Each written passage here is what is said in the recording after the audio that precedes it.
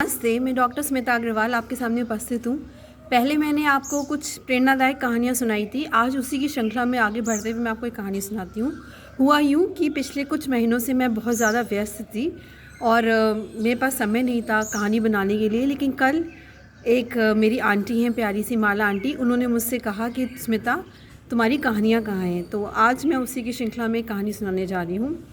कहानी बहुत ही रोचक है। जीवन में परेशानी, दिक्कतें सभी के जीवन में आती हैं, पर कैसे आप उससे जूझते हैं, कैसे आप उसमें अपना रास्ता निकालते हैं, ये इस कहानी की मुख्य शिक्षा है। आइए सुनाते हैं कहानी। एक बार एक साहूकार से एक व्यापारी ने पैसे लिए, पर वो व्यापारी उस पैसे को लौटाने में असमर्थ था।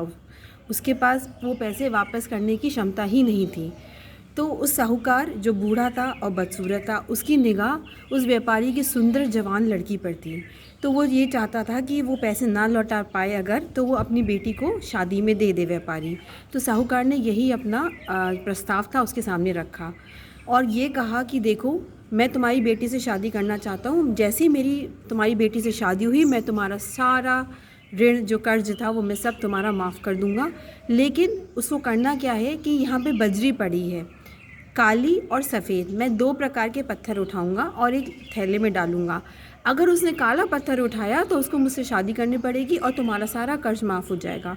लेकिन अगर उसने सफ़ेद पत्थर उठाया तो उसको मुझसे शादी नहीं करनी पड़ेगी और तुम्हारा कर्ज माफ़ हो जाएगा। लेकिन अगर उसने पत्थर उठाने से मना किया तो मैं तुम्हें जेल भिजवा दूंगा, क्योंकि तुमने मेरा पैसा वापस नहीं किया।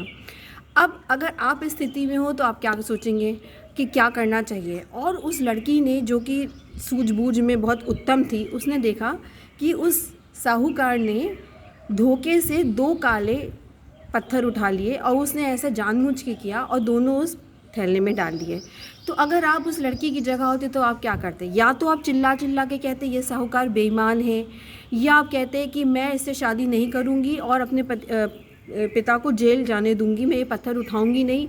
या आप ऐसा करते, या आप कहते कि चलो भैया, लड़की सोचती कि मुझे अपनी परिस्थितियों से समझौता करना पड़ेगा, मैं इस बदसूरत बूढ़े साहूकार से शादी कर लेती हूँ और मेरे पिता का ऋण माफ़ हो जाएगा। लेकिन हुआ कुछ और अलग ही।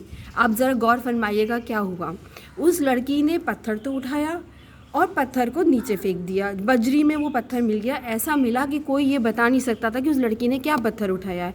अरे बोली, मैं तो कितनी मूर्ख हूँ कि मैंने पत्थर उठाया और मैंने देखा भी नहीं किस रंग का पत्थर था। लेकिन ऐसा करते कि जो थैले में दूसरा पत्थर होगा, उसी के विपरीत रंग का ये पत्थर मैंने उठाया होगा।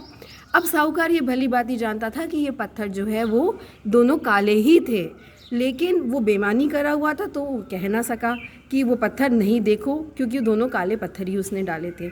इस प्रकार उस लड़की की सूझबूझ ने ना कि अपने पिता का कर्ज माफ़ कराया, बल्कि अपनी ज़िंदगी को भी बर्बाद होने से बचा दिया। तो जीवन में इस कहानी से यही प्रेरणा मिलती है कि मुसीबतें आएँ तो अपना हाथ पैर नहीं फेंकना चाहिए ये सोच के कि अब हम क्या करेंगे, बल्कि उससे डट कर सामना करना चाहिए और उसके लिए और उसका एक उपाय निकालना चाहिए। तो ये जीवन की मुख्य, ये कहानी की मुख्य शिक्षा थी और जीवन की ये प्रेरणा थी। Thank you so much.